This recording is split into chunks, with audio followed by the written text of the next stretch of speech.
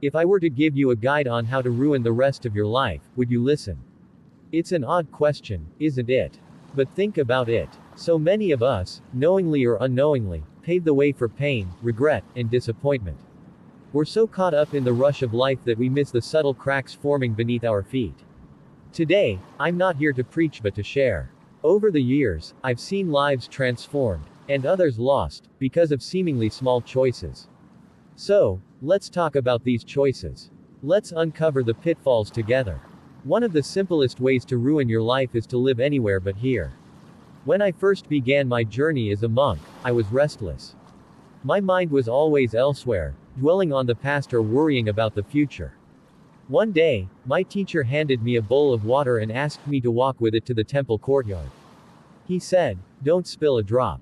I was so focused on the water that I didn't notice the flowers blooming around me, the birds singing, or even the sunlight on my face. When I reached the courtyard, he smiled and said, "You carried the bowl, but you missed the beauty of the journey." Living only for the destination, whether it's success, wealth, or approval, will rob you of the richness of life.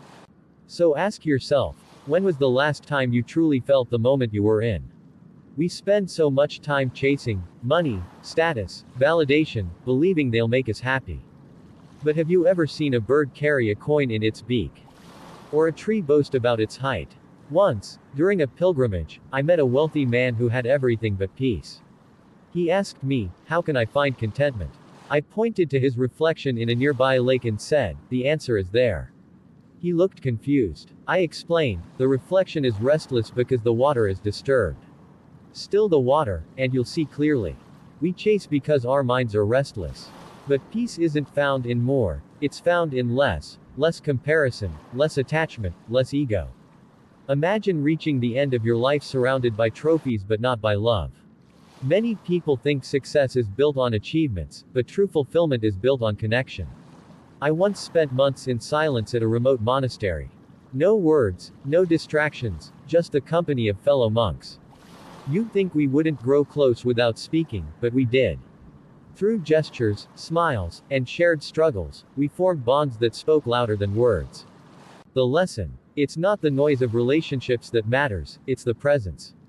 Don't let technology or busyness steal the time you could spend with loved ones.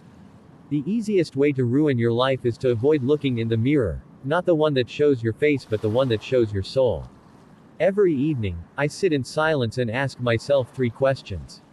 1. Did I live today with intention? 2. Did I hurt someone, intentionally or not, and how can I make it right? 3. What can I learn from today? This simple practice has been my compass. Without reflection, you'll keep making the same mistakes, stuck in the same patterns. Life will feel like a cycle instead of a journey. Finally, the quickest way to ruin your life is to forget to be grateful. A young monk once complained to me about his daily tasks: sweeping, cleaning, cooking. I told him, imagine tomorrow is your last day. Would you still complain, or would you savor every moment? Gratitude transforms the mundane into the miraculous. It reminds you that even the smallest things, a breath, a smile, a sunrise, are gifts. So, how do you ruin the rest of your life? By ignoring the present, chasing the meaningless, neglecting your relationships, avoiding self-reflection, and forgetting gratitude. But the good news is, you can choose differently, starting now. Life isn't about perfection, it's about direction. Every moment offers a chance to turn toward joy, peace, and purpose. If this message resonates with you, take a moment to sit quietly and reflect. Write down one thing you'll do differently today. And if you feel inspired, share it in the comments. Thank you for sharing this space with me. Until next time, walk mindfully and live fully.